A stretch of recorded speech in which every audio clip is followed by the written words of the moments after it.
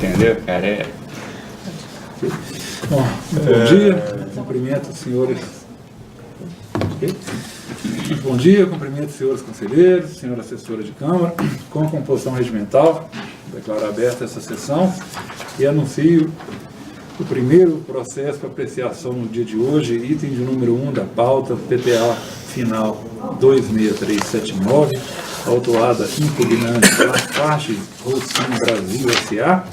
Em relação a esse processo, o conselheiro Hélio Vitor figura como revisor, o conselheiro Marcelo Nogueira de Moraes como relator. A ele eu passo a palavra. Bom dia. Bom dia, presidente. Bom dia, demais conselheiros, secretário de Câmara, todos que estão nos acompanhando aí pelo YouTube. No caso específico, constatou-se que o contribuinte, no período de janeiro de 2013 a dezembro de 2013, deixou de recolher ICMS no valor específico em função de aproveitamento indevido do crédito de ICMS escriturado no SEAP sob a forma de bens adquiridos para o ativo permanente. A fiscalização destaca que alguns desses bens podem integrar o ativo permanente do contribuinte, porém não exerce função essencial e indispensável no processo produtivo, atuando em linhas marginais ou em atividades de apoio e suporte à administração produtiva, à atividade produtiva, ou simplesmente são elementos de reposição de partes e peças do ativo imobilizado, sendo, portanto, considerados alheios. A fiscalização está autuando aí, cobrando ICMS, multa isolada, multa de revalidação, e fez um trabalho espelhado em outro, onde estava em debate os exercícios de 2011 e 2012 e teria ali, glosado todos os créditos. Aí ele cita o acórdão que julgou procedente o primeiro lançamento, acórdão 22.263/2016 da terceira Câmara, que teria sido confirmado pela Câmara Especial, acórdão 4761/17. Aí ele junta nos autos, todos os documentos que ele entendem aí pertinentes, destaca que a empresa é uma empresa cujo objeto é a produção de cimento, junta anexo, inclusive das apurações que foram realizadas naquele outro PTA que foi julgado procedente e que, no seu entendimento, servem de prova de dispensa de diligência prévia junto ao contribuinte, ou seja, está utilizando ali de prova emprestada.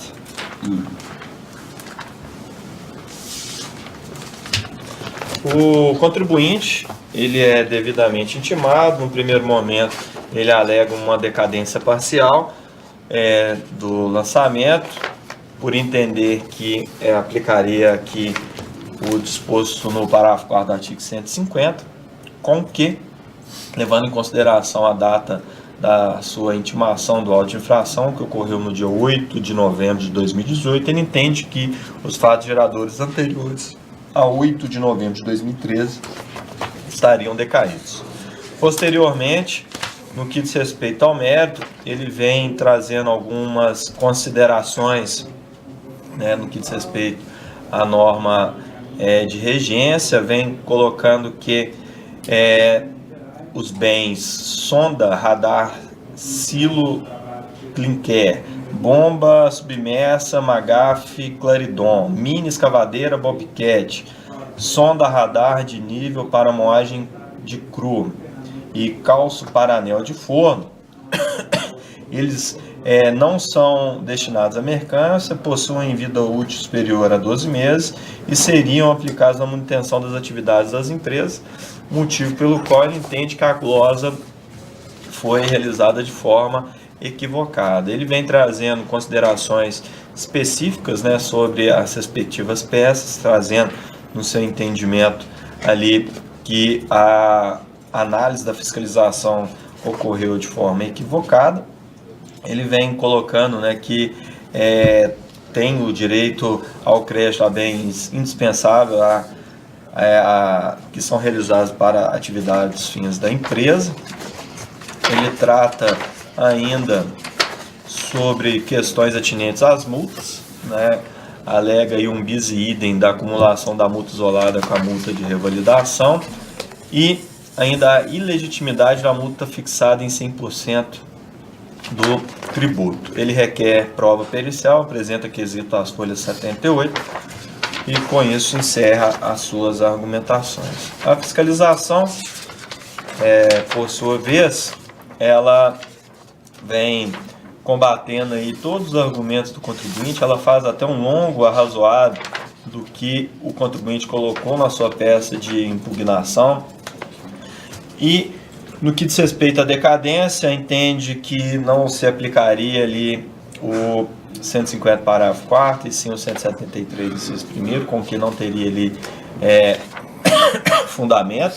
No que diz respeito à apropriação dos créditos, vem fazendo também um longo arrazoado, cita as questões atinentes à legislação de regência, do que o que pode ser considerado ali os bens que podem sim dar direito ao crédito, traz considerações sobre as informações do PTA do outro auto de infração, né, do que ocorreu com relação aos exercícios de 2011 e 2012, traz uma crítica à impugnante, porque ela entendeu que ocorreu ali nas suas razões um embaraço conceitual no que diz respeito aos conceitos previstos na legislação vigente. No que diz respeito aos bens, né, que foram objetos da glosa, coloca que alguns seriam de fácil perfeição de análise, que eles não dariam direito ao crédito. Aí ele cita peças para moagem do cru, peças para maçaricos do forno de clinker, peças do transportador e peças da balança de pesagem. E um último item, a escavadeira Bobcat, entendeu, né, que não seria ali, claro, né, uma peça, mas que, né, o papel dessa escavadeira, quando ele analisou lá na outra oportunidade, não teria ali nenhuma vinculação com a atividade fim ali da empresa, sim, para fazer ali uma separação de resíduos, escoras do forno de fabricação do clique nas grandes paralisações programadas para o forno, e motivo pelo qual ele entende que não poderia ser dado direito ao crédito ali. E no que diz respeito às multas, né, combate aí a questão dos caráter confiscatório, do caráter, entende que não existe bis idem, né, que um é atinente à obrigação acessória, o outro é atinente às questões das obrigações principais, entende que não seria necessária ali a realização de perícia e requer que seja julgado integralmente procedente. O feito foi a análise da assessoria dessa casa, oportunidade na qual opinou-se em preliminar pelo indeferimento da prova pericial requerida. Quanto ao mérito, opinou por não reconhecer a decadência do direito da fazenda pública de formalizar o crédito tributário em relação ao período anterior a 9 de novembro de 2013 e opina pela procedência do lançamento. Este é o relatório. Muito obrigado, conselheiro. O processo está em discussão. Presidente, compreendi muito bem a forma com que a fiscalização fez o lançamento, né, apurou, mas uma coisa, quando se fala na questão a esses créditos de ativo e tal, chamou muita atenção que foi utilizado ali dados de um lançamento anterior, de exercícios anteriores. Alguns desses bens, até citado ali pela fiscalização, quando ela elenca, né, de A a D, não me trazem muita dúvida, mas não sei se a questão da escavadeira, que aí denomina ela como mini escavadeira Bobcat, aí as folhas 67 ele traz, né, o que ela faz. Ele cita: a escavadeira é utilizada na própria atividade de mineração, que requer a escavação e a preparação do terreno para a retirada de matérias-primas das minas. Trata-se de processo bruto que desgasta intensamente as peças, Como não foi analisado para o caso específico se realmente a época desses fatos geradores eram utilizados, né, eu teria ali uma sugestão de solicitar que o contribuinte traga prova aos autos que realmente, à época desses fatos geradores, esse bem era utilizado da forma com que ele alega em sua impugnação, porque não tem nada acostado aos autos fazendo essa comprovação. Nesses processos anteriores, pelo visto, a utilização era outra? Né? Era outra. A escrita era outra, né? A fiscalização, naquele outro, eles até alegaram a mesma questão, pelo que eu entendi aqui, eu não cheguei a pegar o outro PTA não, apesar que eu li o acórdão, e lá cita. Aí fala, não, ele alega isso, mas pelas provas constantes aos autos, realmente... Ela fala que é tipo uma limpeza de forno, né? Aí depois de concluída a produção. Aí é o que ele fala. Tem a escavadeira era usada Aí ele fala, tem função de retirar sujeira, resíduos e escórias do forno de fabricação do clinker nas grandes paralisações programadas para o forno. Exatamente. Para o alto forno, que a produção aí não tá estranho mesmo. Só que isso lá no outro. No outro, exato. Como é uma prova emprestada, eu acho que até para não ficar ali nenhuma margem de dúvida, eu trago essa proposta, né? É uma questão para os conselheiros, para os demais entenderem que não, eu tenho condição de voto, mas eu acho que seria algo interessante aqui para deixar o feito bem. Você está achando que essa utilização mudou? Poderia ter modificado, pelo que ele coloca na impugnação presente, né? Mas aí ele não traz prova. Ele apontou, ele falou que essa utilização... Na impugnação dele, ele cita aqui as folhas 67, abre aspas, a escavadeira é utilizada na própria atividade de mineração, que requer a escavação e preparação do terreno para a retirada da matéria-prima das minas. Trata-se de processo bruto que desgasta intensamente as peças do equipamento. No caso, a hora em comenta, a fiscalização glosou créditos, por exemplo, das minas escavadeiras Bobcat, o que demonstra por si só o equívoco cometido pela fiscalização. É essa alegação que ele traz. E o fisco contra-argumenta que lá no outro ficou comprovado que era só para limpeza de resíduos no momento que o forno para a sua utilização lá. É engraçado que eu estou tentando dar uma busca aqui no acordo, porque eu participei da sessão da Câmara Especial. E eu lembro que até a decisão foi toda unânime, tanto na terceira quanto na especial, em relação a esse conjunto. Foi só uma questão que não foi. Tinha uma autuação que estava sendo imobilizado. Imobilizado em andamento. Então, a conselheira Luciana, ela divergiu, porque entendia que o contribuinte já fazia jus aos créditos desse estar imobilizado em andamento, que não consta desde cá. Em relação a todo o outro conjunto, tanto na terceira como na especial, foi decisão unânime. Agora, eu não lembro mais, até porque tem alguns anos, essa questão dessa escavadeira, né? Não, mas exatamente essa fundamentação que está lá no acordo. E na Câmara Especial manteve. Exatamente essa. Exatamente essa. Tá. Então tá, essa do forno, né? Que é diferente dessa que o contribuinte alega. Exatamente. Entendi. Porque eu lembro que até o pomo da discórdia, vamos dizer assim, foi exatamente essa questão de imobilizado em andamento. Né? Então, até que os demais nem suscitou muito debate, não. Ficou nessa discussão. E aí, eu acho que na Câmara Especial ficaram vencidos a conselheira Luciana e a conselheira Saulo, que também acompanhou a conselheira Luciana nessa divergência. Né? Mas realmente era ela e a Daniela, né? Não, a Gabriela. Gabriela. Né? Na terceira, né? Na terceira ela é a Gabriela e eu acho que na especial, eu acho que o conselheiro Carlos, que tinha assento na Câmara Especial, mas não acompanhou, eu não lembro. Mas enfim, realmente eu também não tenho nenhuma informação. A fiscalização fala isso, mas será que muda mesmo? Mudou? Não sei. Isso que é difícil. Ele fala que se apurou. Ele só fala, ele não traz prova. E a fiscalização utiliza como prova o que ela tinha apurado anteriormente. Sabe, o que eu me pergunto é como é que ele poderia produzir essa, porque esses fatos agora são de 2013, né? Tinha sido autuado 11 e 12, então 6 anos atrás, sabe? Como é que prova um uso, né? Difícil é isso, né? Provar o uso naquela Sabe? época. Há 6 anos Ele atrás. fala que né? o conteúdo integra o CD. Pode-se afirmar que a mini escavadeira tem como função retirar sujeiras, resíduos, escórias, né? Que seria diferente Do que ele alega. do que ele alega. Só que aí, Não Então, tem prova. Pelo que ele fala, pelo que o conselheiro Zucco, realmente não é. Ele já afirmava isso?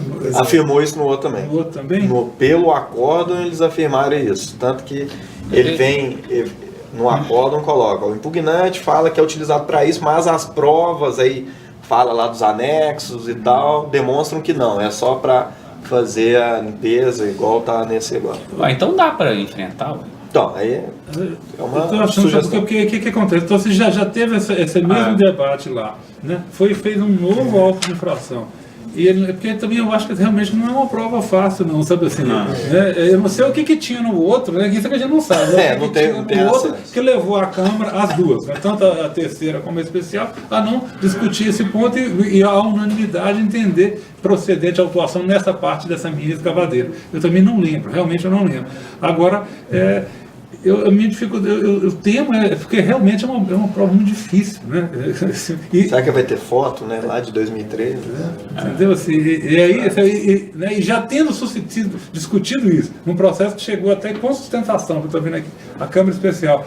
Na autuação subsequente, não teve a mesma, sabe? Ele não trouxe mais nada, eu tenho, meu único temor, eu não tenho nada, assim, nada contra. Não, eu concordo. Assim, medida, é só né? por conta de uma situação, né? Que É, a prova da ruim época do ser fato gerador emprestada, é emprestada. É só por Eu conta lembro, disso. e isso eu lembro bem, e esse argumento que eu vou falar agora vale para esse processo aí.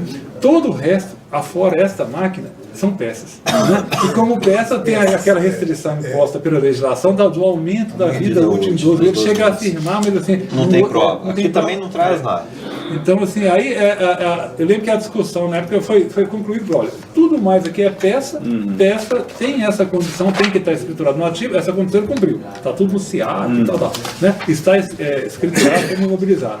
Mas mais do que isso, tem que aumentar a vida útil em 12 meses, e isso não é no caso. E detalhe, né? Ainda tem um outro dado adicional, que até tem aqui não sei se na manifestação ou no parecer, está aqui no parecer. O contribuinte pagou o crédito tributário. No outro pagou, ele aproveitou o regularmente. Aproveitou o regular, inclusive em relação a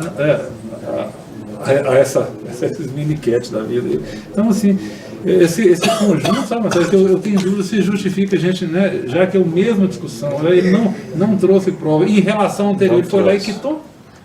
e na própria autuação comenta-se esse PTA, né? Se ele tivesse o primeiro prova, PTA, né? se ele tivesse realmente o esforço, né? Eu acho que a fiscalização até enfatiza bastante isso em face da superveniência do reconhecimento, né? Na medida em que ele incluiu no regularizo e pagou inclusive a parte imobilizada em andamento. Não houve nenhuma aquele recurso de pedir para desmembrar, mas enfim. Eu acho que, assim, por esse conjunto, mesmo assim, fica aí, está em discussão, né? Eu temo que não seja efetivo. Alegou isso No outro. passado, não foi aceito. Alegou. Sim, ele alegou no A outro. mesma coisa, ele alega aqui, e agora nós vamos citar isso. Eu acho por isso, se ele alegou e isso foi rechaçado, e aí tem até conteúdo integra o CD e tal. Tá tudo aqui. Então, eu acho que não tem porquê, não. Vamos enfrentar isso aí. Acabar com isso logo. Por mim, Bom, continua em discussão, senhor. Salvo melhor juízo. eu estou pronto para o voto também. Tá bom. Ok, então? Todos preparados? Então passa a palavra ao conselheiro Marcelo para que profira seu voto para a gente ler. Presidente, a primeira alegação do contribuinte aqui diz respeito à decadência, né? O meu posicionamento... tem a perícia. Ele requer a perícia, não vejo necessidade, né? Pela quantidade de documentos foram juntados pela fiscalização, principalmente nos anexos. E o próprio contribuinte não traz uma prova sequer, né? De como que é a utilização, a questão da vida útil, né, que são só duas questões que ele coloca aqui na solicitação, na perícia, se tais materiais foram utilizados pela empresa de forma direta e essencial e se tais materiais são desgastados no curso do processo de produção. Não vejo necessidade, né, motivo pelo qual eu não vou acolher essa solicitação, vou indeferir a perícia. No que diz respeito à decadência, o meu posicionamento é pela aplicação do 150, parágrafo 4º, né, que o contribuinte ele cumpriu ali com todas as obrigações acessórias, fez ali, né, todo o procedimento necessário, momento a partir do qual entendo eu que a fiscalização já teria condição de analisar, né, todas as informações prestadas pelo contribuinte, e eu entendo sim pela aplicação do 150, parágrafo 4º para os débitos anteriores a 8 de novembro de 2013. Ultrapassada a questão da decadência, presidente, caso ainda teria ali, né, uma pequena época ali, pequeno período após essa data, eu vou julgar procedente o lançamento nos termos do parecer da assessoria, por entender que realmente, né, os bens que foram ali objeto de creditamento não poderiam ter sido feitos, né, diante do que dispõe a legislação vigente, e que realmente me deu aí um pouco de dúvida com relação à situação seria essa questão da prova emprestada, mas o próprio contribuinte, apesar de trazer na sua peça ali algumas elucidações, buscando as informações do outro PTA, onde a gente tem ali, né, um trabalho feito de forma mais concisa, vejo que não tem ali razão o contribuinte, até porque se ele tivesse alguma prova, ele teria que ter trago, né, para que pudéssemos fazer uma análise de acordo com o que ele vem relatando. Eu vou julgar então decaído, passado, procedente, nos termos do parecer da assessoria. Muito obrigado, conselheiro. Conselheiro Hélio Vitor. No caso que eu acompanho o relator, exceto em relação à decadência, que, no meu entender, se aplica o artigo 173.1 do CTN. Ok, muito obrigado. Só para confirmar, conselheiro, a data é dia 8 ou 9 do mês? Tá. Não, ele foi intimado no dia 8. Ah, dia 8. É. Dia 8. Porque só que não referência no parecer. No parecer fala 9. Mas é 8, né? Foi intimado dia 8.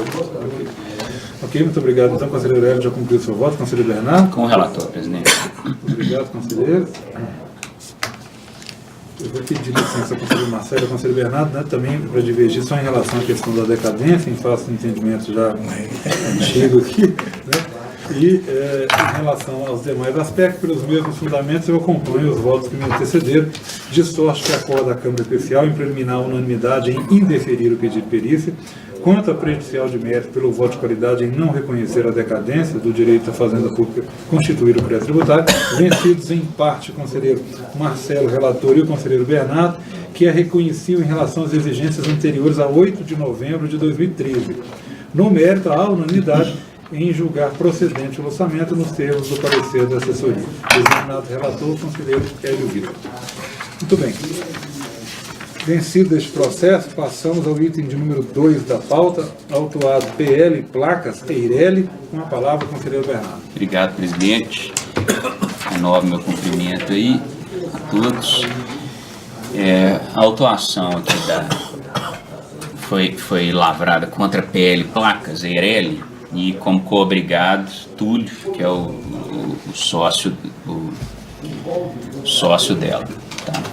Foi constatado através do portal CIARE inconsistências não regularizadas nos termos do artigo 68 do RPTA, de forma que o contribuinte teria deixado de recolher para o Estado de Minas, a título de antecipação de alíquota, o ICMS referente às notas fiscais eletrônicas constantes do anexo à autuação, no período de setembro de 2013 a dezembro de 2017. Então foi feito o auto exigindo ICMS e multa de revalidação. Não tem isolada no caso, né? Só aquela discussão da antecipação.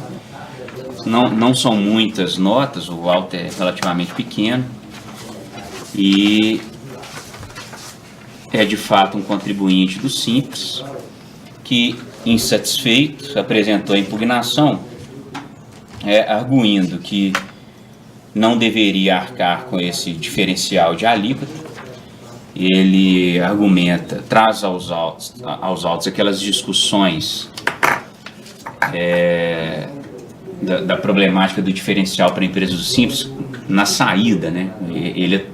Eu acho que aqui é uma clara confusão da interpretação do que seria a antecipação de alíquota. Ele começa a discutir o recurso extraordinário, aquela ADI 5464, que discute o convênio 93, aquelas discussões da emenda 87.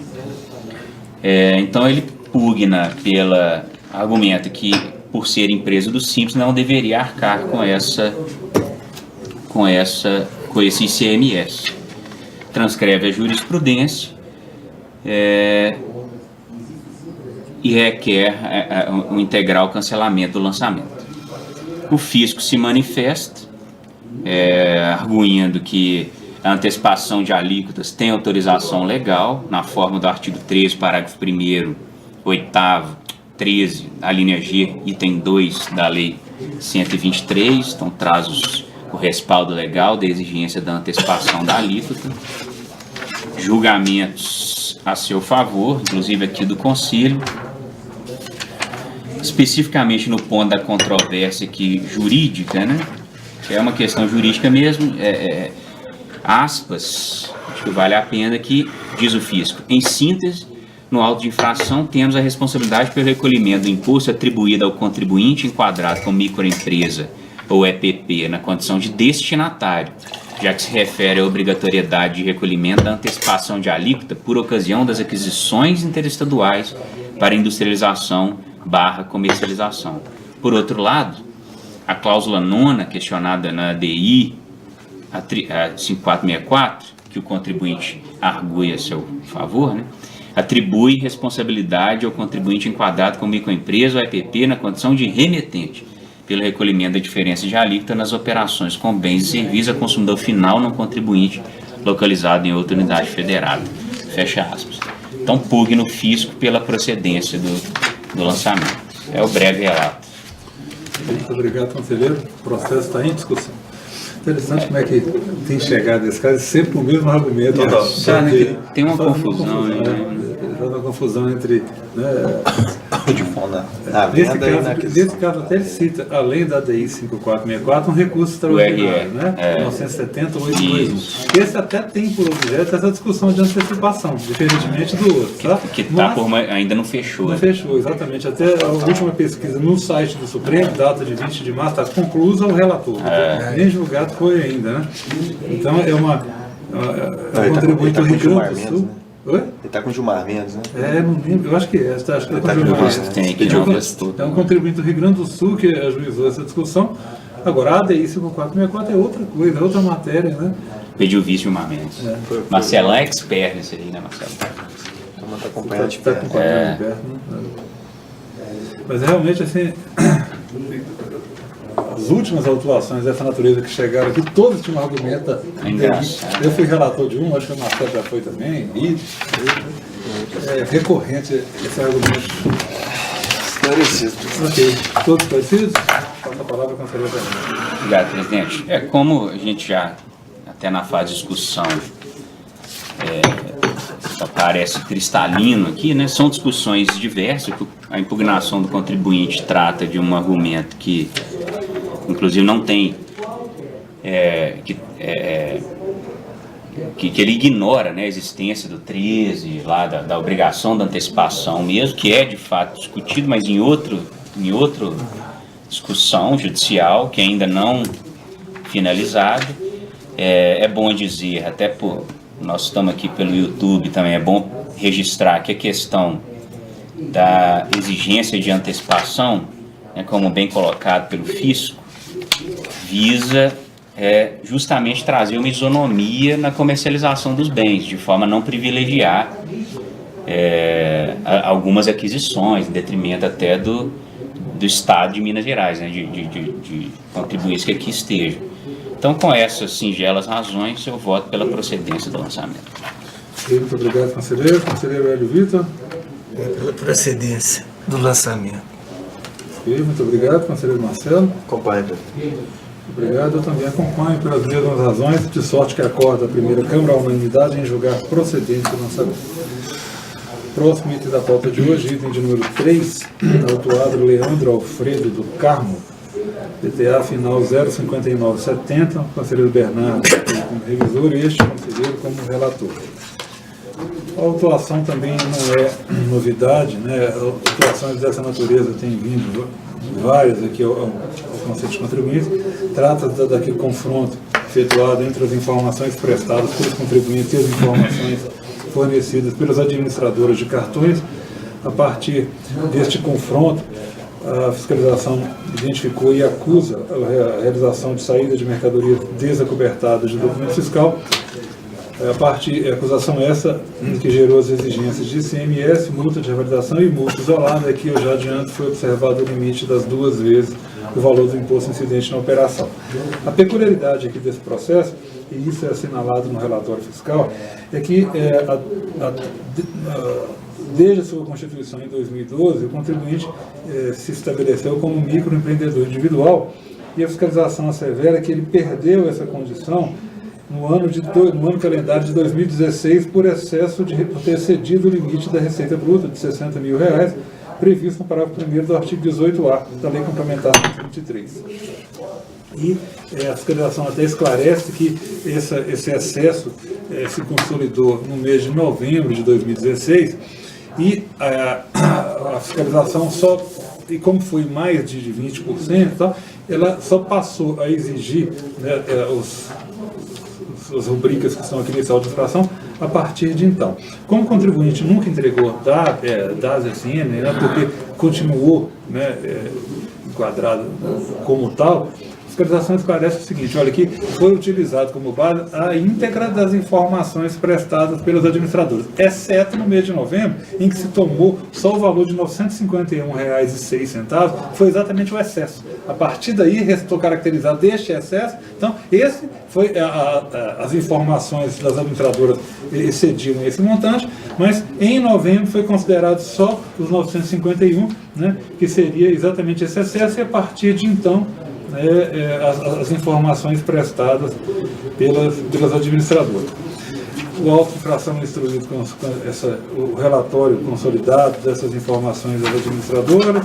Além disso, tem a conclusão fiscal elaborada pela fiscalização. Não tem muita complicação aqui, porque não há outra informação, né? O contribuinte não prestou nenhuma informação. E o demonstrativo do crédito tributário. Eu adianto aos conselheiros que a alíquota utilizada foi de 8,4%, a alíquota efetiva foi de 8,4%, né? por se tratar de lanchonete, restaurante, bares e similares. Muito bem. Além disso, foi lavrado também o termo de exclusão do Simples Nacional, e aí observado quando o termo inicial, 1º de dezembro de 2016. Nesse caso, o fisco tomou realmente o segundo mês, né? Uma vez que a primeira exigência diz respeito a novembro de 2016. O autuado comparece aos autos numa impugnação bastante singela. Ele não nega a realização dessas operações, então somente argumenta as dificuldades que o microempreendedor enfrenta, né? E fala da premissa de boa-fé, enfim, mas o que é requerido em sua peça de defesa é, primeiro, que a autuação seja feita mediante a aplicação de um crédito presumido que está previsto no artigo 75 do Regulamento do ICMS, de modo que a carga tributária resulte em 3%. E, além disso, ele entende que a multa de mora estaria tendo um caráter confiscatório e tal, e, finalmente, pede também para que a impugnação do vencimento dos prazos para recolhimento das multas com redução de valores seja reavaliada. Ele pede um desconto maior para pagar, aquele texto que é padrão, que já vem, inclusive, no próprio auto de infração. Ou seja, aqui é aquele caso clássico em que nós estamos diante até de uma situação em que eu reputo que sequer foi impugnada a exclusão, porque ele, né, dentro daquilo que nós convencionamos, né, quando o contribuinte nega o fato, quando ele nega que realizou a saída desacobertada, ele está impugnando também o consectário dessa acusação, que é a exclusão. Né? Mas na medida em que ele simplesmente discute valores, pede que seja calculado assim, não assado, tá? Ele está, né, num certo sentido, reconhecendo o fato. E aí, dentro até do que foi deliberado, né, aqui no Conselho de Contribuintes, nós não reputamos impugnado, neste caso, o termo de exclusão. Tem até um trechozinho já pré-determinado no sistema, e isso vai ao acordo, né, esclarecer que não houve negativo, porque raramente vem uma exclusão, uma impugnação expressa ao termo de exclusão. Geralmente nós tomamos a impugnação ao auto de infração, também, né, numa atitude mais conservadora pró-contribuinte, também como uma impugnação ao termo de exclusão. Exceto quando esta impugnação ao AI implica o reconhecimento, discutindo tão somente o valor, não é 18, é 12, tá? Mas enfim, né, é exatamente esse o caso aqui. Então o contribuinte pede, em resumo, tão somente que seja aplicado esse percentual de 3% ao invés dos 8,4% usados pela fiscalização, insurge-se contra a multa de mora e pede uma redução maior, né, dentro desses prazos de recolhimento. A fiscalização comparece aos autos e faz uma manifestação trazendo a legislação aplicável, ao fundamento desse roteiro, informa que as informações prestadas pelos administradores constituem documento fiscal, enfim. E, em relação ao pleito do contribuinte, pondera que essa questão dos 3% é uma possibilidade aberta aos contribuintes do regime de débito e crédito, e mesmo assim para aqueles que optarem, né, há uma possibilidade, mediante opção, etc. e tal, de modo que se aplica essa carga, né, 3%, o crédito brasileiro, de modo que a carga resulte em 3%, mas o que não seria o caso em apreço. Em relação às demais alegações, multa de mora e reduções, o fisco simplesmente reitera que trata-se de norma legal, regulamentar, não tendo algo que se fazer. É este o relatório. Não há muito mais que isso, né? Um caso até relativamente singelo. Já na fase de discussões, eu só adianto à Câmara, eu até imprimi aqui para consulta, caso os conselheiros tenham interesse, esse inciso 39 do artigo 75, que é o que prevê essa redução de radical, que realmente, no parágrafo 10 do artigo 75, está dito: o benefício será opcional e fica condicionado, primeiro, ao uso pelo contribuinte de um sistema emissor de cupom fiscal ou processamento eletrônico de dados. Ele já restringe. Quer dizer, ele sequer nota fiscal tinha. Não tem IDF, não tem ECF, e a condição para o restaurante, bar ou similar usufruir dessa carga de 3%, isso até um estímulo para que ele tenha ECF ou emita por PED, né? Então já ficaria afastado. Mas além disso, tem a necessidade de opção, de registro de opção no livro RUDIFTO, né? Registro de utilização de documentos fiscais e termos de ocorrência, tá? Enfim, e além disso, essa carga de 3% era restrita às refeições. Então, por exemplo, ela não se aplicaria a ST, as bebidas que são tributadas a ST, e o que impõe necessariamente uma separação, né? O contribuinte tem que ter essa separação, por isso a necessidade de um SCF ou de um sistema de emissão de documentos fiscais por processamento eletrônico de dados. Infelizmente não é esse o caso, né? É um pequeno contribuinte, um empreendedor individual. Então, só uma dúvida aí. Pois não. Até com relação à própria resolução que trata do Simples. Eu já estou partindo para a questão da data de exclusão de microempreendedor. A norma fala até 20% exercício subsequente, acima de 20% mês subsequente. Se ele passou em novembro, o mês subsequente seria dezembro. O conselheiro, é mês subsequente? Mês subsequente. Eu não me recordo. Eu lembro que quando o excesso é menor que 20, realmente vai para um ano, exercício subsequente. Quando é acima de 20, é para o mês subsequente e não no próprio mês. Entendi. Isso aí é só uma dúvida, que eu não sei como que a fiscalização embasou, se tem alguma peculiaridade que fala, que você até coloca aí, né, que ele pega só o acima dos 20%, só que eu não me recordo nada na resolução que traz essa hipótese. Porque para mim sempre acima de 20 entraria no mês subsequente e não no próprio mês. Aí teria o efeito tanto na data da exclusão quanto no início, né, do ICMS. O que a fiscalização interessante é até assinala, diz o seguinte: quando o excesso é superior a 20%, a legislação faz retroagir a sistemática de tributação a janeiro do referido ano. Se foi no início das atividades.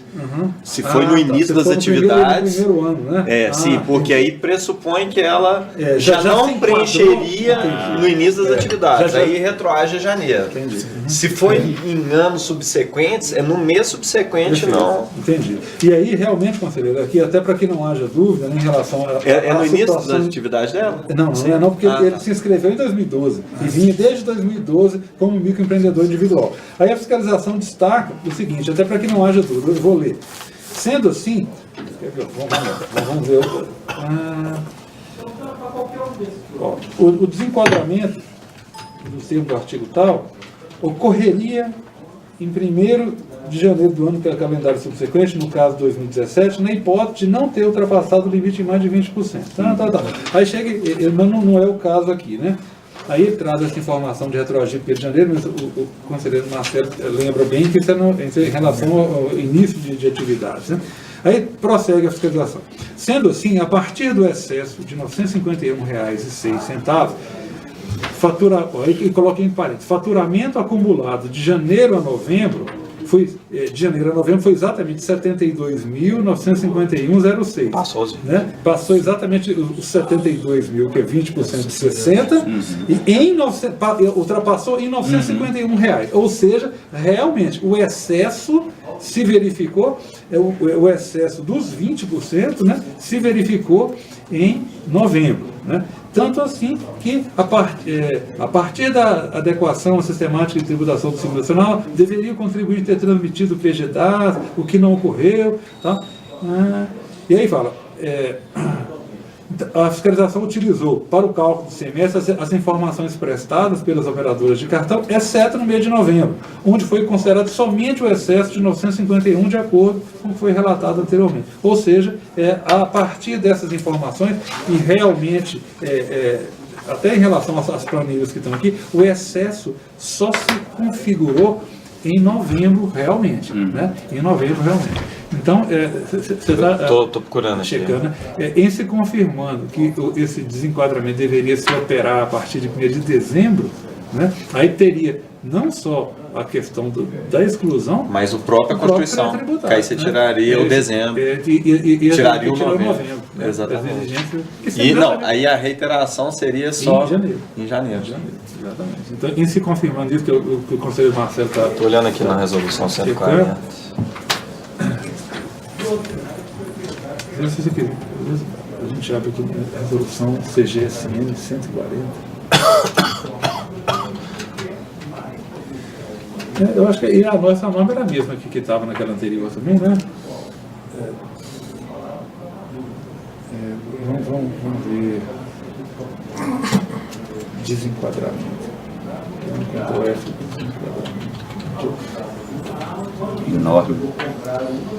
81. Não, mas aqui é do próprio Simples. Pode.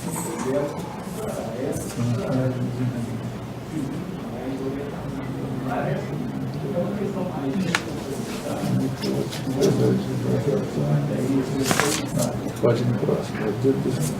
O desenquadramento, artigo 115. O desenquadramento do CIEI será realizado de ofício pela autoridade. Vamos ver só os efeitos agora. Pode baixar. Deve estar embaixo os efeitos. Enquadramento de ofício da CA quando for constatado. Eu acho que é o parágrafo 5º. Na hipótese de exclusão do Simples Nacional, o desenquadramento ocorrerá automaticamente, não produzirá efeito a partir do início. 115? Bom, deixa eu ver se é ele mesmo.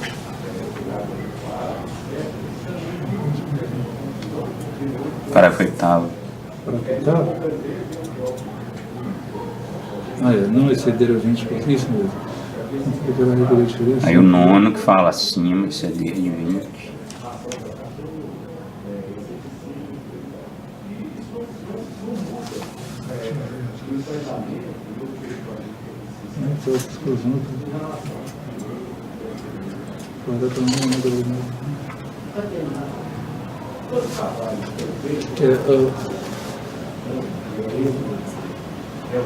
Mês de janeiro, não pode. Mais de 20%.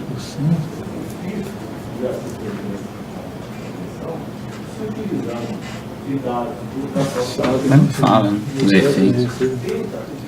Esse aqui.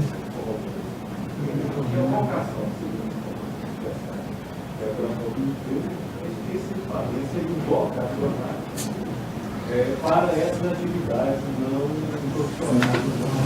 Deixa eu ver se é bom a gente só confirmar. Eu estou chegando longe, mas eu vou colocar aqui, porque isso aí está longe. Isso não está não é na 123, não, Márcio? Não, aqui a forma tá lá também, né? É. Aqui é a... Você quer ver? É bom, vamos nos valer da citação. Ele citou aqui o 18A da lei complementar 123, que eu acho que está na 123 também. Talvez seja mais fácil a gente achar. A resolução é muito grande, né? A resolução é um negócio... Vamos ver. Aí tem os parágrafos lá no 18 lá, né? 18A. Talvez a gente... Só para confirmar, mas eu concordo com ele. Eu acho que é isso mesmo. Ele tem razão. Ele vai retroagir até primeiro. Até porque... 18A? Essa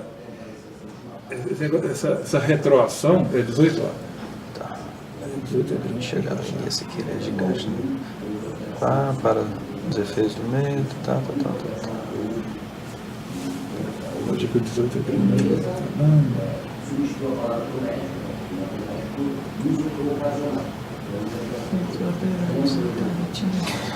É o parágrafo 18A, né? Não? Aqui, ó. A microempresa. Não, tem, o 18A Esse é o parágrafo é o meio. 7º do artigo 18A. Vamos ver o parágrafo 7º. 7º. O desenquadramento mediante comunicação, tá, não é o caso. Por opção, obrigatoriamente, quando exceder o limite de receita bruta, produzindo efeitos. A partir de 1º de janeiro do ano calendário subsequente, ou da ocorrência do excesso, e pode não ter ultrapassado 20. Retroativamente a 1º de janeiro do ano calendário da ocorrência do excesso, na hipótese de... Engraçado, mas você não... Aqui está retroagindo, né? Que ele não está fazendo o início da atividade. Eu acho o seguinte, na realidade, olha só, acho que a lógica é a seguinte. Na realidade, o contribuinte, ele deveria retroagir, né, e recolher o imposto. Não tem como, não tem como emitir as notas retroativamente, porque essa operação é jogada. É por isso que a fiscalização nem cobra multa desse período. Ela não retroage, né? Aqui, inclusive, ele não retroagiu, ele não está cobrando as exigências desse para trás, não. Nesse trabalho aqui está tão somente as exigências pós-desenquadramento, né? O dispositivo que ele citou aqui é exatamente esse parágrafo 7º. E aqui, engraçado, não há. Ele está citando 7... Eu acho que essa regra... 7.3b? É o parágrafo 7, 3... B? Deixa eu ver. Isso.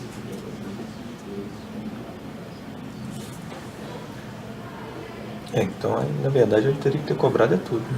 Se for o 7.3b. Ah, tem aqui, ó, parágrafo 7, ó, desce mais o 4, obrigatoriamente, quando o meio exceder o limite, devendo a comunicação ser efetuada até o último dia útil do mês subsequente, né?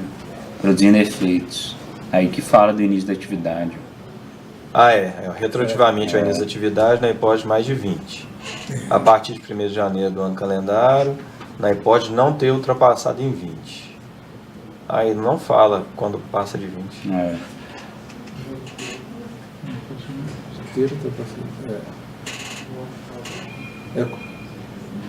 Tá vendo retroativamente? Então retroage até o início de atividade, cara, independente do... Não, mas aqui não está no início da atividade, né? Não está. Aí não pega o B. Aí não pega o 7, 4B, né?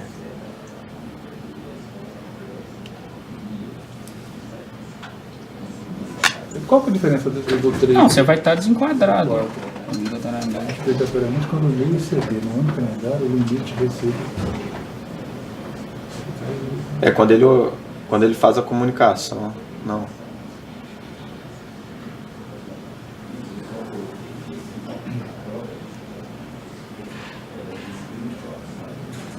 Um é do parágrafo 1º, outro é do parágrafo 2º. Pois é, você viu que o inciso 3 faz referência ao parágrafo 1º, né? desse artigo 18A. Só olhar, por favor. Parágrafo 2º fala do início das atividades. Que aí a segregação aí por mês. O primeiro, então... E o primeiro é a receita normal. É o normal, né? E agora está em 81, era 60, né? Depois... Então, realmente, início das atividades, janeiro. Se não é início das atividades, só que aí depois não fala. O parágrafo 10 não fala aqui, ó. O 10? A regra é retroagir a 1º de janeiro. Né? Não, só se for o parágrafo 10 que ele fala que tem que recolher aqui, ó, no mês de janeiro do ano calendário subsequente ao do excesso, na forma estabelecida em ato do comitê de gestão. Parágrafo 10º, não é não? Ah, tá. 3, porque aí que ele joga o inciso 3. 3 e 4 do 7. Tem que voltar? 3 e 4. Então, tanto, tá vendo? Na 3 e na 4. Ok.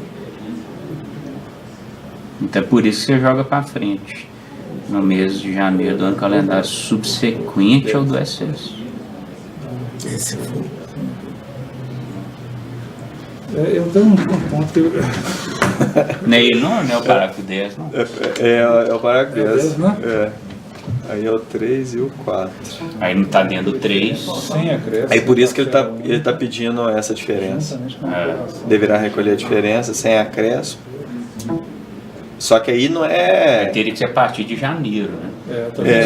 Juntamente com a apuração do mês de janeiro do ano calendário subsequente ao do excesso. Tá, então é isso. Agora, ele ultrapassou os 20, ele vai recolher em parcela única a diferença, juntamente com a apuração de janeiro. Então nem novembro, nem dezembro. Não, mas aí que tá, mas olha só, eu vejo que os incisos 3 e 4 dizem respeito aos efeitos, né? Parece os efeitos, agora o recolhimento é que é feito, é como se desse um prazo para ele, não é isso, não? Entendeu? Olha, volta, por favor, no 3 e 4, parágrafo 7. Ele está cravando os efeitos, né? Mas quando ele fala juntamente com a apuração do mês de janeiro, ele dá a entender que ele está apurando de acordo com o MEI, né? Ele não está como excluído. Porque a leitura que eu faço é o seguinte, é o desenquadramento, né? Ele vai produzir efeitos, né? Olha, os incisos 3 e 4 trata de, né? Tá vendo? Será efetuado até o último, né? Produzindo efeitos. Aí vem, para retroativamente o B do 3, retroativamente a 1º de janeiro do ano calendário da ocorrência do excesso, na hipótese de ter ultrapassado em mais de 20%. Agora, qual que é o prazo que o contribuinte tem? Ele não vai ter que recolher isso de imediato, não. Ele vai fazer esse recolhimento juntamente com a apuração de janeiro, entendeu? Eu acho que são duas coisas. Você tem que pensar que ele não foi autuado até então. Ele está seguindo a lei. É isso mesmo. Né? Aí o cara, ultrapassei. Aí ele vai lá, é isso mesmo. Aí ele chega e tem esse prazo, né? Para se... É porque quem desenquadrou aqui foi o fisco. Ok, então, então tá. Esclarecido. Mas isso que essa regra é diferente da empresa do Simples. Exatamente. A empresa do Simples não é assim. Exatamente. Eu acho que a gente não dá para fazer um paralelo com a microempresa da EPP, porque aqui no meio a regra é diferente. Aliás, conselheiro, só uma observação, outra questão interessante, que tem sido recorrente aqui, né, até a oportunidade para ouvi-los, né? Até porque nós estamos com uma pauta relativamente tranquila, e tem estudantes aqui, eu acho interessante eles acompanharem esse ponto. Esse caso aqui é um exemplo clássico de uma coisa recorrente que tem ocorrido aqui no Conselho. No Conselho não, na Secretaria da Fazenda. Que é o fato da fiscalização autuar o empresário individual e colocar como co-obrigado ele mesmo. Coloca como autuado o CNPJ como co-obrigado o CPF. Eu até, assim, inconformado com isso, né, eu até pedi a assessoria Vanessa e o Geraldo Datas, ambos fizeram isso tudo e nós confirmamos que para mim não tinha muita dúvida, né? Não há duas personalidades jurídicas. Nessa hipótese aqui, eu tenho uma pessoa que exerce atividade empresarial, né? Essa pessoa, o fato de estar inscrito no Cadastro Nacional da Pessoa Jurídica, não a torna uma pessoa jurídica. Pessoa jurídica é aquilo que o Código Civil fala que é pessoa jurídica. Artigo 44. É IREB. IREB é pessoa jurídica. Então, se a gente pega o rol do artigo 44 do Código Civil, o último inciso é empresa individual de responsabilidade limitada. Aí, no seu processo, tem sentido colocar a IREB e o sócio. Entendeu? Inclusive, boa pela ordem aqui, a gente acabou não analisando a corresponsabilidade do sócio nesse caso, né? Que é de antecipação, mera antecipação. Bem lembrado. Importante. Na hora de fazer o acordo, eu ia... Esse é um ponto interessante, realmente. Porque aqui, aqui não teria nenhuma fraude. Dá para voltar? Não, eu acho. Não, melhor. Não acabou o julgamento. A sessão está em curso. Bem que Vossa Senhoria lembrou de. Bem lembrado, porque eu acho aqui é uma IREL. caso desse também que foi a responsabilidade de nós tiramos. Não é o caso. Uma IREL que foi rolar. E assim, como também não teve impugnação nesse ponto, a fiscalização também não analisou, mas eu acho que a gente, né, tem que controlar esse ato. Eu até proponho, então vamos só concluir, se a gente retoma isso aí, conselheiro, que eu acho que é um ponto importante. Mas assim, aqui, de qualquer modo, voltando ao assunto, se a gente, se nós vamos ao Código Civil, né, e lá e analisamos o artigo 44, e depois a gente vai naquele 966, se não me engano, que tem aqui as definições, fica claro o seguinte, olha, e aí tem várias, nós até colacionamos várias decisões de STJ e doutrina, não há dúvida de que eu tenho uma única personalidade jurídica. Eu tenho uma pessoa física, uma pessoa natural, que exerce atividade empresarial. Por exercer com habitualidade, em volume, ora, há necessidade de inscrevê-la no Cadastro Nacional de Pessoas Jurídicas, que é tão somente um cadastro de contribuinte federal. Mas isso não torna ninguém uma pessoa jurídica, né? Inscreve no CNPJ a pessoa jurídica e a não jurídica que exerce atividade tributável, né? Então, o que acontece? Eu, nesses casos, né, eu até, assim, não traz nenhuma mácula para esse lançamento, não é caso de excluir, porque não tem o que excluir, tem só uma pessoa jurídica que, como se tivesse sido feita uma anotação, eu diria, que está sobrando aqui no auto de infração, né, porque não há obrigação consigo mesmo. Né?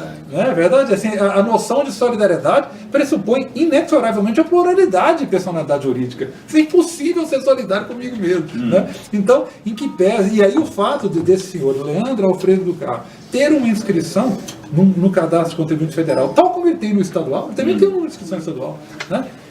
O patrimônio que está aqui é único, é o patrimônio dele, né? Não há nem que se falar, não, responde integralmente o patrimônio, não, o patrimônio é único, né?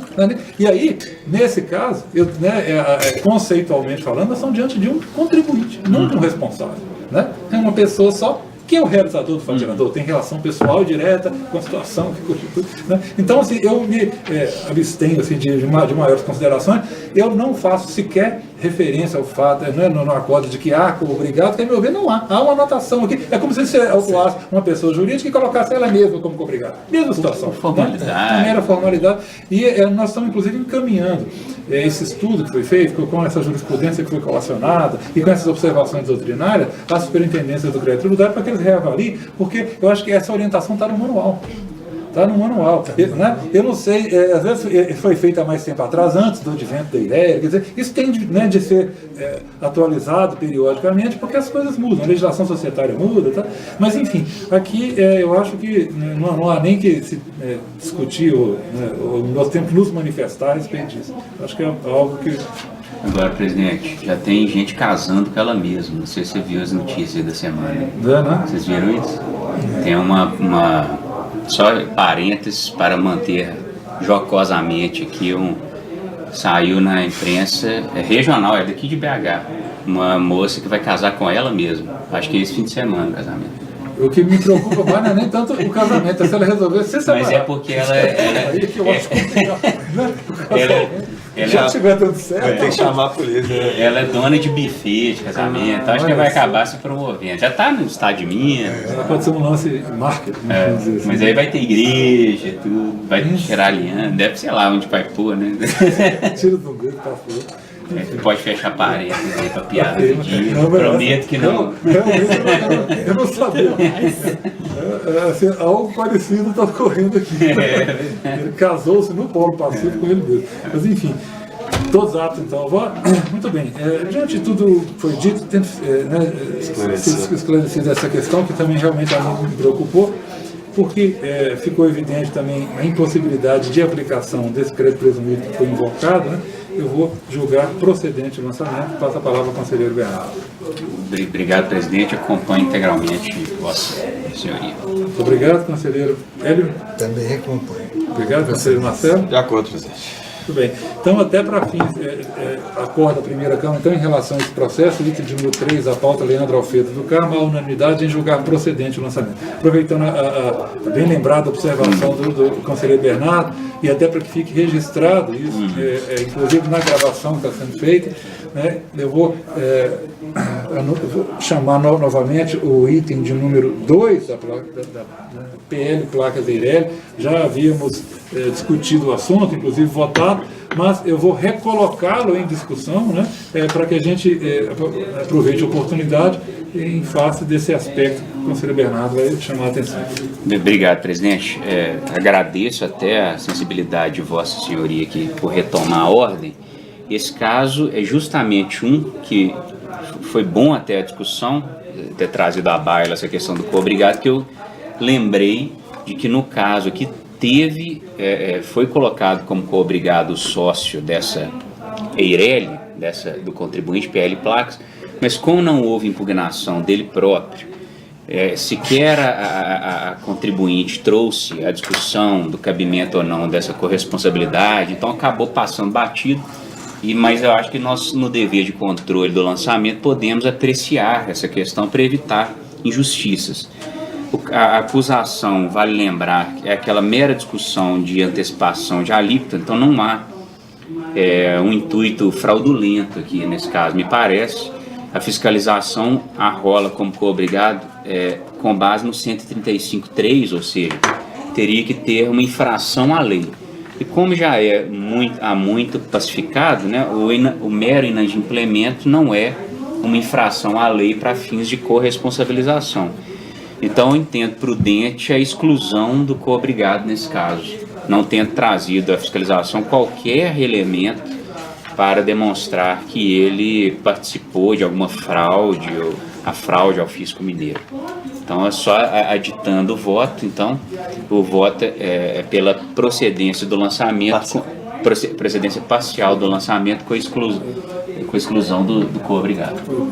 Eu até, aproveitando, eu vou ouvir os demais conselheiros em relação a esse aspecto, mas só para que não haja dúvida, eu estou inclusive acessando aqui a portaria que foi editada pela Fazenda, né?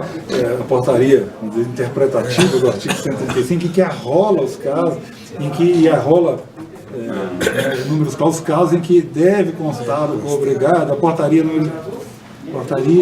2015, 148 de 2015. Só para que não haja dúvida, este caso não está. Exatamente confirmando, né, que o descabimento de arrolar como co-obrigado. Essa portaria é pública?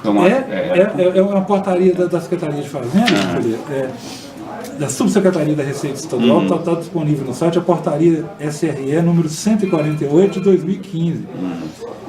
Lá estão arroladas várias situações, aí tem saída desacobertada, superfaturamento, calçamento, utilização, importação, e não há dentre as entradas desacobertadas, definitivamente, não há.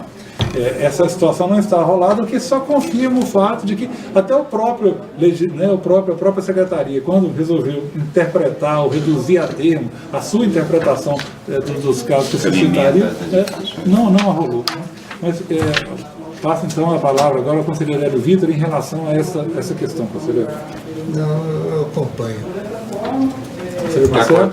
Eu também estou de acordo, de sorte, então, que em relação ao processo, para que não haja dúvida, em relação ao item de número 2 da pauta de hoje, PTA 01-00-117-804-6-63, autuado PL Placas Eireli, a decisão da primeira Câmara dá-se à unanimidade no sentido da procedência parcial do lançamento para excluir o coobrigado do polo passivo da obrigação tributária, né? Nos termos agora colocados pelo conselheiro Marcelo, eu chamo a atenção, inclusive, quando da disponibilização do acordo, que seja vinculado o acordo a este momento da sessão de julgamento, de modo que não haja dúvida quanto à decisão, né? Os detalhes, as informações alusivas à discussão, vai ficar registrado, né, na gravação poucos minutos atrás, mas a decisão, portanto, fica consolidada neste momento, no sentido da procedência parcial para excluir o coobrigado do polo passivo. Passo agora a palavra, novamente, né, ao conselheiro Bernardo, em relação ao processo de número 4 da pauta de hoje, PTA final 789, autuado Gleidson Pereira Maris. Com a palavra do conselheiro Bernardo. Obrigado, presidente. Novamente, renovo o cumprimento. O caso do Cleidson também é um contribuinte do Simples, então, da mesma forma, ele está rolado como coobrigado, né, dele mesmo, né, no caso dos autos. Foi o trabalho desenvolvido, foi o cotejo dos valores referentes às operações de débito e crédito obtido pela informação das empresas administradoras de cartões de crédito, débito e crédito, com os valores declarados pelo contribuinte como faturamento. Então, o caso é, por nós conhecido, um contribuinte do Simples que teria promovido saídas desacobertadas e, a partir do cruzamento com as operadoras de cartão de crédito, foi identificado, né, receitas omitidas. Então, a fiscalização no seu trabalho fez a autuação exigindo esse ICMS. Em sua impugnação, o contribuinte narra a situação fática específica dele, de que ele possuiria uma máquina de cartão de débito e crédito apenas, mas ele a utilizaria em sua filial. Me parece que também é uma empresa de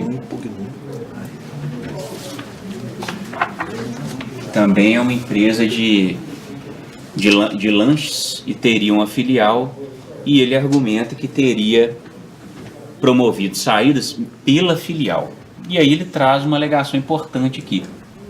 Ele alega que, em ato contínuo de boa-fé, em aspas, e objetivando esclarecer o equívoco, em 27 de abril de 2018, a impugnante providenciou a entrega das notas fiscais emitidas pela matriz e pela filial, conforme protocolo 93171 da F de Curvelo, cópia anexa. Fecha aspas. Então ele argumenta que teria trazido as notas, alega que teria anexado esse pleito no processo, mas isso é bom dizer, a título de relato, que não foi feito. Tá? Então nós não temos essas cópias, esse protocolo na F com as notas aqui anexado. Em sua manifestação, o fisco aduz que o trabalho fiscal teria sido perfectibilizado, perfeito de acordo com as regras, né, que aludem a esse cruzamento de dados, essas presunções. Defende a autuação, o ICMS de 8,4%, da mesma forma que no processo anterior. E especificamente quanto à alegação da máquina, do contribuinte ter utilizado a máquina de cartão de crédito em filial, o fisco diz que, se não há autorização para o uso da referida máquina para filial, não haveria como existir a nota fiscal correspondente à operação, uma vez que, juridicamente, a filial não teria promovido a operação comercial. Então, segundo o fisco, a legislação exigiria que se vincule o número do comprovante do cartão de débito e crédito com a nota fiscal emitida. Então, o fisco simplesmente desconsidera essas alegações das vendas pela suposta filial que foi alegada pelo contribuinte. E nada disso também, é bom dizer, o fisco quanto a esse protocolo na AF das notas, né, e sequer quanto a essa alegação de que isso teria sido feito pelo contribuinte. Então pede o fisco que seja julgado procedente o lançamento com a manutenção do coobrigado no polo passivo, com a improcedente julgando improcedente a impugnação relativa à exclusão do Simples. É verdade, teve aqui a exclusão do Simples, o termo devidamente intimado, contribuinte, acho que foi às 37, folhas 37. Então é aquela mesma situação, presidente, que o contribuinte ele não chega a impugnar especificamente o termo de exclusão, mas isso aí acaba se ressaindo das suas argumentações quanto à improcedência da autuação. É o relato, presidente. Muito obrigado, Caso conselheiro. simples aí, mas estamos acostumados, né? O conselheiro tem, eu fiz uma conversa com os chineses anteriormente, o conselheiro tem até uma proposta a apresentar à Câmara, né? Esse, presidente, é aquela situação. Nós não temos aqui nos autos, o que nós temos são alegações do contribuinte que ele teria utilizado a mesma maquininha da filial, né, da matriz na filial. A gente sabe que isso tem uma verossimilhança, isso geralmente ocorre e tudo bem, se o contribuinte apenas trouxesse como mera alegação, mas ele aduz que teria protocolado na F de Curvelo, com o número tal, na data tal, levando a cópia das notas. Ele não traz na impugnação e, de outro lado, o fisco simplesmente passa ao largo desse argumento, falando, isso aí que você vendeu pela filial não interessa. Então, de fato, eu acho que assim, merece a oitiva, né, um interlocutório, para que pelo menos oportunizar o contribuinte, trazer aos autos isso, para que a gente possa, esse conselho, analisar com mais, em busca da verdade material mesmo, se é que existem essas notas, pelo menos para a gente fazer justiça, se for o caso. Coloque, então, em discussão a proposta do conselheiro Bernardo, gostaria de ouvir o conselheiro Hélio, o conselheiro Marcelo, o conselheiro Hélio. Se ele trouxer essas notas fiscais, a princípio, poderia considerar para efeito da filial? Ele não teria que ser desacobertado, né? Só que ela tem que ser emitida pela empresa certa. Né? Esse ponto, sabe, conselheiro, até estava conversando com o conselheiro Bernardo antes, é interessante, nós já enfrentamos isso aqui, inclusive eu sei que a nossa decisão não foi perfeitamente compreendida. O conselheiro Marcelo participou da sessão, o Marco Túlio, o conselheiro Rita, e até uma oportunidade boa para esclarecer, né, para a fiscalização que nos assista, qual que é a acusação fiscal deste processo, é saída de mercadoria desacobertada. Já houve caso, né, aqui nessa Câmara, em que o contribuinte alegou o seguinte, olha, não houve saída desacobertada. Eu realmente usei a máquina que estava vinculada a um estabelecimento em outro, mas as operações foram todas desacobertadas. Eu tenho um caso que eu me recordo bem, que eu fui relator, nós até determinamos uma medida, o processo foi julgado depois improcedente, veio a prova cabal de que cada informação prestada pela administradora tinha uma nota, repare, e é importante esclarecer esse ponto, que a fiscalização não entendeu. Ninguém está afirmando que é correto utilizar uma máquina que está vinculada a um estabelecimento em outro. Não é correto. E quem utilizou está passível de ser autuado com uma multa isolada por descumprimento de obrigação acessória. Agora, a acusação fiscal é de saída desacobertada. Jamais aceitaríamos que a saída de um estabelecimento fosse acobertada por outro, porque isso não tem nenhuma base na legislação. Agora, o que foi comprovado, neste caso que eu estou trazendo como exemplo, né, até lembra, mas de uma pizzaria que também tinha uma clínica de estética, né, o que foi comprovado cabalmente é que cada operação realizada por cada um dos estabelecimentos foi devidamente acobertada. E a acusação fiscal de saída desacobertada caiu. Porque não houve saída desacobertada. Houve uma incorreção na utilização por um estabelecimento de uma máquina POS vinculada a outra. E a fiscalização não mas eu não posso... Não, e volto a dizer, a Câmara, na primeira Câmara, nessa oportunidade, eu, o conselheiro Marcelo, o conselheiro Rito, nós reafirmamos, nós não negamos, nós reiteramos, nós confirmamos que há vigor entre nós o princípio da autonomia do estabelecimento. Nós não estamos discutindo isso, né? Quer dizer, nós não estamos aceitando que a saída de um seja cobertada por outro, não. Agora, se as saídas deste estabelecimento foram comprovadamente acobertadas, as desses também, não houve saída desacobertada. Eu não posso punir a utilização inadequada do POS, com tributo não pode ser usado para sanção por ato ilícito. Né? Eu não posso chegar, como você utilizou, você vai pagar agora isso aí, não. Né? E isso aqui, e nesse caso, considero interessante aqui, a prova veio, até foi um caso, foi realmente atípico, né? Mas a prova veio minudente. A senhora nunca viu uma empresa tão organizada, e em todos os períodos, e o contribuinte afirma isso aqui também, em todos os períodos, as informações prestadas pelas administradoras eram invariavelmente inferiores àquelas que, no momento oportuno, não foi depois, tinham sido oferecidas a tributação. E o contribuinte falou, olha, e vai ser sempre, porque eu não vendo só com cartão, não. Eu vendo com cheque e com dinheiro. E eu ofereço a tributação o que eu vendo com cheque e com dinheiro. Tanto é que nós pegamos os livros dela época, e invariavelmente, nos dois estabelecimentos, né, o que era oferecido a tributação superava as informações das administradoras. E ela trouxe a prova, tá vendo? Tá aqui nota do que eu emiti com dinheiro, nota do que eu vendi a cheque. Essa pessoa vai ser punida por saída desacobertada porque teve essa... Entendeu? É nesse sentido. E, eventualmente, a fiscalização não entende, critica a decisão. Nesse caso, estaria perfeitamente vinculado à nota fiscal emitida pela filial com um cartão lá. E com a informação da administradora. Né? Esse ônus, é por isso que o conselheiro Bernardo está sugerindo um interlocutório. Né? Naquele caso, outros já vieram aqui em que a prova não veio. Então o julgamento o lançamento foi julgado procedente.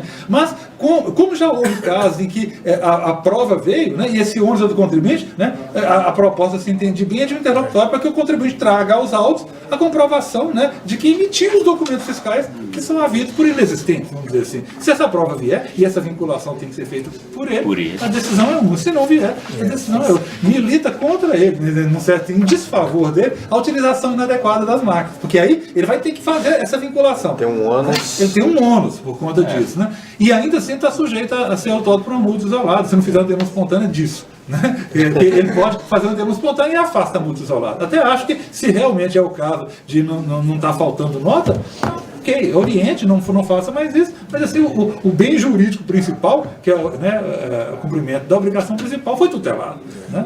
Então, assim, eles não entenderam. Assim, eu recebi, tudo bem, a gente fala disso aqui, mas é um processo pedagógico. Nós temos gera até um enriquecimento ilícito do Estado. Se você consegue isso aí é... vincular certinho. Essa vinculação, né? 2 ICMS na mesma operação. Entendeu? Assim, a única, eu volto e meio, eu insisto, isso que parece óbvio, parece, né? E realmente é, mas uma acusação de saída de mercadoria desacobertada, a meu ver, só tem uma prova capaz de contrapor essa coisa. A apresentação do documento. Mas se esse documento for apresentado, e se dúvida não houver em relação à correlação entre a operação e o documento, essa autuação cai. Mas tem alguma outra irregularidade anexa que está aí orbitando em torno dessa operação. Ok, apure-se, cobre a pena. Mas isso não é o CMS. Ele não, por falta de nota. E a multa por falta de nota. Então, nesse sentido, eu consulto, vocês são todos de acordo. Então a ideia seria exarar o despacho interlocutório para que a impugnante comprove a emissão dos documentos fiscais correspondentes às informações prestadas pelos administradores de cartão no período objeto da autuação fiscal. Podemos definir assim. Eu sugiro, conselheiro, a Ronelisa está lembrando, qual que seria o prazo? O prazo padrão é 10 dias, nos casos mais complexos, São muitas operações para 30. Me parece que não. Ele até, segundo a Aleg, ele teria que janeiro a março, o período mas não é... Mas assim, eu também pode ser 30 dias? Pode ser 30 dias. Eu não me oponho aos 30, né, porque é fundamental que venha aos autos não só os documentos, mas a vinculação. O cotejo. Trazer uma planilha. Né? Porque esse despacho você vai colocar estabelecimento filial, matriz, vai deixar em aberto. Não, trazer os documentos fiscais, objeto da autuação. É porque, assim... Eu peguei até tinha um outro interlocutório aqui, ó. Acorda a primeira Câmara em preliminar, unanimidade, considerando a alegação da impugnante que foram emitidas notas fiscais para as operações e que essas teriam sido entregues à AF de Curvelo, mediante petição protocolada sob o número 93171, e exarar espaço interlocutório para que a impugnante, no prazo de 30 dias, contados do recebimento da intimação, demonstre didaticamente e comprove para cada valor informado pelos administradores de cartão de crédito ou débito correspondente à nota fiscal emitida. Ainda eu peguei de um nosso aqui, acho que tá muito bom. Apontar inscrição estadual e CNPJ do emitente, número da nota fiscal, data e valor. E juntar as respectivas notas, né? Eu acho que ficou bom. Porque ele colocando isso, ele já está analisando uma questão. Porque se vier que é tumulto aqui também. Isso aqui Porque esse caso eu já adaptei. Só o finalzinho que tinha que comprova a entrega da planilha de detalhamento. Só que aqui, porque geralmente eles pedem, né? Mas não tem. Então o número 2 é só ir direto aqui, ó. Pode pegar isso. Na hora que eu... Ok, né? Então, em relação a esse processo, a unanimidade, vamos exarar o despacho introdutório nos termos propostos pelo conselheiro relator. Chegamos agora ao item de número 5 da pauta de hoje, a autuada Aparecida de Fátima da Silva Alves, PTA final 37605. Em relação a esse processo, o conselheiro Marcelo figura como revisor, o conselheiro Hélio Vitor como relator, e aí eu passo a palavra para o relator. Esse caso aqui é questão do IPVA, né? Está atuando a pessoa física que ela alega em suma que tem duas residências, né? Então vamos começar. Constatou-se mediante verificação junto aos cadastros do DETRAN, consulta ao Tribunal Regional Eleitoral e cadastro da Secretaria de Estado da Fazenda que o sujeito passivo, residente e domiciliado no município de Juiz de Fora deixou de recolher o IPVA para o Estado de Minas Gerais em relação ao veículo Toyota, tal. O fisco anexou o anexo 1, lista dos elementos que comprovam que o sujeito passivo reside na cidade de Juiz de Fora. Anexou os documentos para comprovar a residência habitual em Minas Gerais. Anexou os documentos apresentados pelo autuado no sentido de comprovar sua residência no Estado do Espírito Santo. O anexo 2, documento do veículo. O sujeito passivo, em impugnação, afirma que tem domicílio também em outro Estado, né, Espírito Santo, e regularmente cumpriu com a obrigação de pagamento do imposto. Não tem nenhuma obrigação a ser quitada junto ao Estado de Minas. Diz que nós temos o artigo 70 do Código Civil, o domicílio da pessoa natural, o lugar onde ela estabelece a sua residência com ânimo definitivo, e que, no caso em questão, tem domicílio duplo, um em Juiz de Fora e outro em Piúma, onde aquela oportunidade tinha um automóvel emplacado. Sustenta que o artigo 71 do Código Civil estabelece normas para tal situação, ou seja, se, porém, a pessoa natural tiver diversas residências, onde alternadamente viva, considerar-se-á domicílio seu qualquer delas. Menciona que tem na cidade de Piúma a continuidade dos atos de sua vida, como movimentação bancária, atendimentos médicos, etc. Informa que tem a titularidade do imóvel, conforme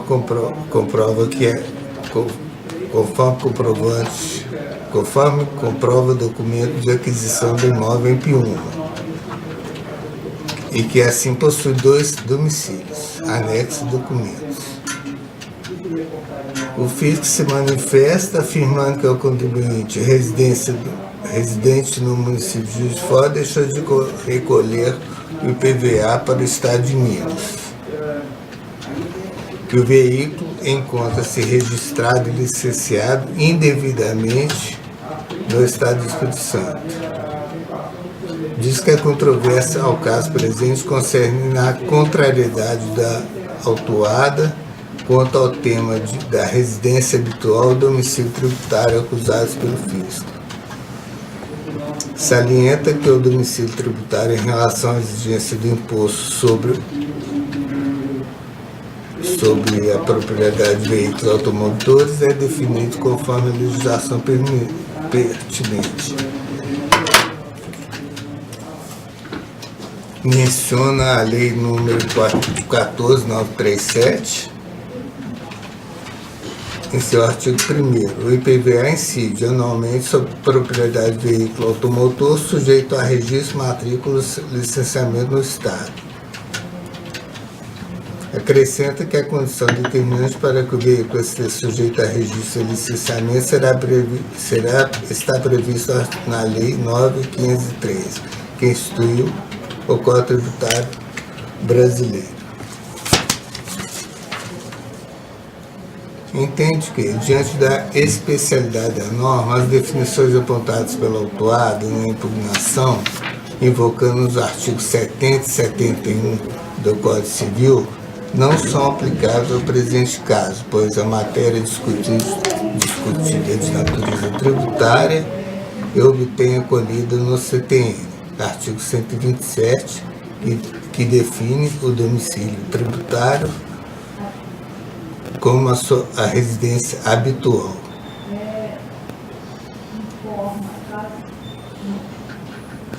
Aduz que o artigo 1º da Lei 14.937, que trata do IPVA nesse Estado, não deu ao contribuinte do imposto o direito de eleger seu domicílio tributário. E assim, o contribuinte mineiro deve observar, para fins de registro e licenciamento de seus veículos, o seu domicílio tributário, nos moldes do artigo 127 CTN, ou seja, a unidade da federação onde resida com habitualidade, que, no caso de pessoa jurídica, tal, diz que a impugnante em sua defesa não contestou nenhuma das provas apontadas pelo fisco de que sua residência habitual é em Juiz de Fora, Estado de Minas. Aí traz vários comentários a respeito dos documentos anexados pelo impugnante, faz comentários sobre os documentos anexados pelo fisco, a respeito das indicações inequívocas da residência habitual da impugnante no Estado de Minas. Conclui que, no presente caso, diante dos documentos constantes nos autos, é possível afirmar-se de maneira inequívoca que a residência habitual da notificada é no município de Juiz de Fora, Estado de Minas. Requer a procedência do lançamento. É isso. E, muito obrigado, conselheiro. Está em discussão.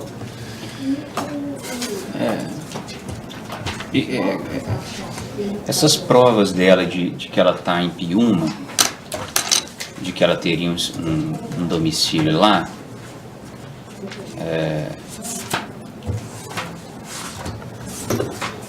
ela tem um contrato de compromisso de compra e venda, é isso? Parece, no estabelecimento. Acho que o próprio fisco reconhece que é tipo uma casa de veraneio, não é isso? O fisco, para comprovar, ele anexa Conta de luz, vários documentos. Aqui, conta de luz, correspondências, Notas notas fiscais destinadas. Né? A água, consumo de água. Consumo de água. A questão lá do Tribunal Regional Eleitoral. Então, tudo leva a crer realmente que a residência habitual dele é o município de Juiz de Fora. Né? Como esses processos são tudo prova, né? Aí a gente faz só análise das provas, porque não tem muita polêmica conceitual, né? Realmente aqui, o que vi aqui foi isso, né? Há realmente uma propriedade lá, mas ao que parece, né, até por conta desse consumo mínimo, não é usado com regularidade. Ao passo que, em relação ao domicílio em Minas Gerais, você tem o domicílio eleitoral dela, o domicílio tributário, né?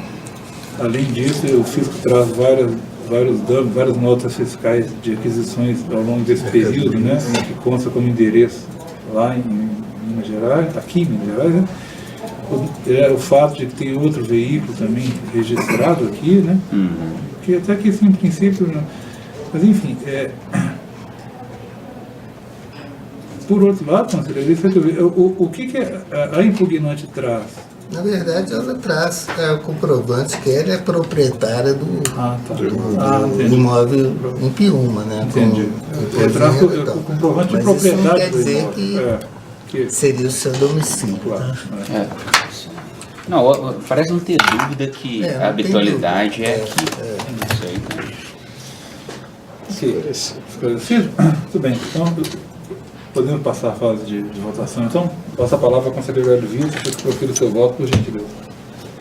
A própria autuada admite ter duas residências. Entretanto, para efeitos tributários, considera-se a residência habitual, ou seja, o município de Juiz de Fora, conforme a documentação anexada. A impugnante não conseguiu juntar aos autos documentos que pudessem descaracterizar sua residência habitual em Juiz de Fora, devidamente comprovada pelas consultas acostadas pela fiscalização. Desse modo, decido em julgar procedente o lançamento. Obrigado, conselheiro Marcelo. Presidente, acho que o conjunto probatório milita em desfavor do contribuinte, né? Realmente, colocado pelo conselheiro Bernardo, parece uma casa de veraneio, né? Deve lá passar as férias, alguma coisa nesse sentido. Pelo menos é o que se dá a entender. Diversamente outros casos, né? Quando a pessoa comprova que trabalha naquela cidade e tem família em outra cidade, a gente tem ali, né, uma outra situação. Então, nesse caso, eu vou acompanhar o voto do relator. Muito obrigado, conselheiro Bernardo. Presidente, eu vou pedir licença e explico. Essa aqui é a primeira vez até que eu vou votar diferente. Isso é bom até ser suplente, que você vai participando de outras câmaras, né? E me chamou muita atenção a posição do conselheiro Eric na terceira, que ele entende que ser possível o planejamento em caso de pluralidade de domicílios. É um voto muito técnico, e aí eu peguei para estudar o tema e fazendo um cotejo lá com a jurisprudência do TJ, que a jurisprudência do TJ ela seguia rigorosamente essa linha também de domicílio habitual, né? E era o que eu sempre vim votando, essa citação lá desse procurador de São Paulo, Reinaldo Bernardi, que a gente sempre cita. Só que eu, depois de estudar o tema, eu comecei a ficar um pouco desconfortável, porque o TJ parece ter mudado. Assim, o TJ, esse ano, ele julgou todos os casos em que há pluralidade e reconhecendo que é possível. Então, assim, caso de Espírito Santo, se você tem casa de veraneio, você pode, porque em nenhum momento o Código Civil te diz que não é domicílio. Se você faz o cotejo com o Código de Trânsito, ele fala, você pode registrar onde você tem, é o 120, até peguei aqui, todo veículo automotor, elétrico, articulado, etc., deve ser registrado perante o órgão executivo de trânsito do Estado ou do Distrito Federal no município de domicílio ou residência de seu proprietário. Então, assim, em nenhum momento, eu sei da linha, né, pelo CTN, quando você não elege o domicílio, ele é o habitual, mas o que é eleger domicílio? Fica uma questão. Então, pela primeira vez eu vou votar pela possibilidade, né, da existência considerando que há pluralidade, porque eu já peguei outros casos, outras situações em que não se comprovou o outro domicílio. Mas aqui, sendo fato que há, eu entendo que é possível a eleição, a lei não veda, tá? Então, pedindo licença, até estou votando mais longo, justamente porque eu vinha votando exatamente no sentido do relator, sempre, mas agora, em razão dessas novas discussões, até ontem mesmo eu comentei em aula, que a gente vai dando, você vai percebendo, o artigo 1º nosso está sendo questionado no Supremo, o nosso artigo 1º da 14937 está ganhando a inconstitucionalidade dele por enquanto.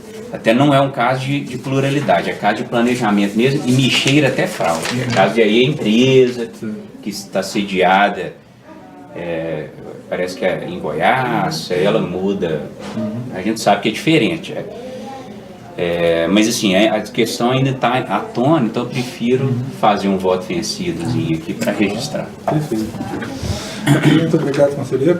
Eu até também, depois eu não conheço o voto do conselheiro Eric, né? E realmente a função de suplente eu também já tive, eu acho que todos nós já tivemos, né? Era bom que a gente gira e você pode ouvir, né, mais de uma manifestação. Eu depois até vou me inteirar a respeito dos argumentos dele, né? Eu cada vez mais me convenço, né, até a proposta assim, de lei que a gente ouve, né, da falta que faz uma lei complementar de normas gerais. Esse é que é o ponto, sabe? Porque, né, se você tivesse uma lei complementar de normas gerais que resolvesse isso, né? Aí pronto, mas IPVA não tem, TCD não tem. Dos 3 impostos estaduais, 2 não tem, né? E mais, no nosso caso aqui, eu tenho uma terceira carência, que é aquela me bato frequentemente, que é a ausência da norma nacional de regência do processo administrativo, que eu também acho que tinha que ser, né? Imaginando quem litiga em 27 estados, não é brincadeira, né? 27 regimentos diferentes, 27, né? Mas enfim, eu vou a princípio manter o meu entendimento, até porque realmente eu não conheço ainda esses argumentos, mas acho que essa postura de estar, né, aberta, inclusive a reavaliar, ela tem que ser permanente, né? Exatamente porque você pode ou não ser convencido, mas esse estado de espírito de estar disposto a reavaliar sempre. Muito bem, com essas considerações, então, acordo da primeira Câmara, por maioria de votos, em julgar procedente o lançamento, vencido o conselheiro Bernardo, que o julgava improcedente.